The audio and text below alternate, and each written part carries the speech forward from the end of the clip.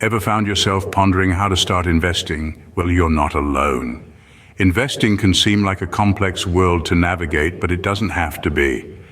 Let's break it down together. Investing, in its simplest form, is about buying assets with the intention that they will increase in value over time. It's like planting a seed and nurturing it to grow into a fruitful tree. You put in something today, give it time, and reap more benefits in the future. But why is investing necessary, you may ask? Well, there are two key reasons. Firstly, investing can help you secure your financial future. Your savings alone may not be sufficient to cover unexpected expenses or maintain your lifestyle during retirement. Investments can provide an additional source of income, helping you to build a safety net. Secondly, investing is a powerful tool for building wealth. It's a way to put your money to work. Instead of letting your hard-earned money sit idle in a savings account, investing allows your money to grow, thanks to the magic of compound interest. This is where the returns on your investments are reinvested, leading to exponentially increasing returns over time. Now, how does investing work? It's all about buying low and selling high. You buy an asset like stocks, bonds, or real estate with the hope that its value will rise over time. Then when you sell that asset, you make a profit. Of course, there's risk involved. The value of an asset can also decrease. That's why it's crucial to make informed decisions and diversify your investment portfolio. Investing isn't a get-rich-quick scheme. It requires patience, discipline, and a good understanding of the market. But with the right approach, it can be a game changer for your financial health. With a clear understanding of what investing is, we can now delve into the steps to start investing. So stay tuned as we take you on this journey towards financial freedom. Before you start investing, it's crucial to recognize your financial goals. Much like a lighthouse guiding ships safely to shore, your investment goals will steer you towards financial success. But what does setting clear, specific, and realistic investment goals entail? Well, clear goals are those that have a defined outcome. For instance, you may want to save for a new car, a house, or your child's education. Specific goals, on the other hand, have a determined value. So instead of saying you want to save for retirement, you say, I want to save $1 million for retirement. Now, onto realistic goals.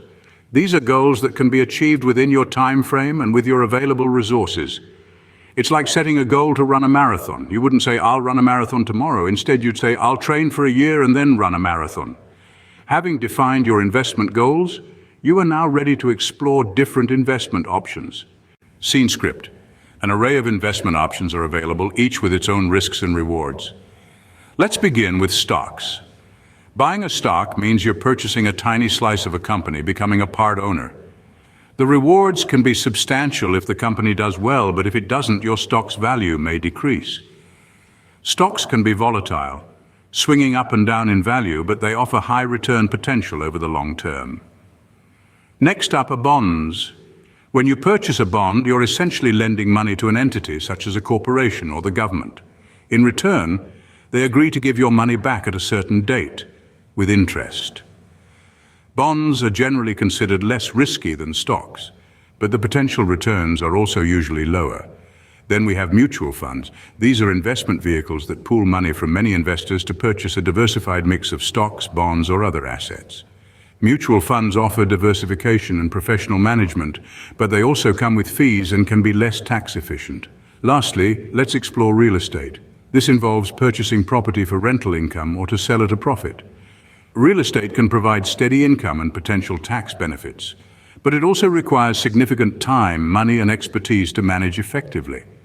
Each of these investment options carries its own set of risks and rewards. Stocks can provide high returns but come with higher risk. Bonds offer more stability but with lower returns. Mutual funds provide diversification but at a cost. And real estate can offer steady income but requires a significant commitment. The key to successful investing is understanding these risks and rewards and aligning them with your financial goals and risk tolerance. There's no one-size-fits-all investment. What works for your friend, family member, or colleague may not work for you. With a basic understanding of different investment options, you're equipped to choose the right investment for you. And remember, the journey to building wealth is not a sprint, but a marathon. So take your time, do your research, and make informed decisions. Happy investing! The right investment aligns with your financial goals and risk tolerance. So how do we determine what investment is right for us? It's a mix of understanding our financial goals, our risk tolerance, and our investment time frame. Let's start with our financial goals. Are you saving for a new home, your retirement, or perhaps your child's education? Different goals will require different investment strategies. For instance, if you're saving for a short-term goal, like buying a car next year, you may want to choose a less risky investment option, such as a high-yield savings account. However, if your goal is long-term, like retirement, you might consider riskier yet potentially higher-yielding investments, such as stocks or mutual funds. Next, let's consider risk tolerance. Everyone's appetite for risk is different. Some of us are thrill seekers, ready to ride the roller coaster of the stock market, while others prefer a more predictable journey. By understanding your own comfort level with risk, you can choose investments that suit your personality.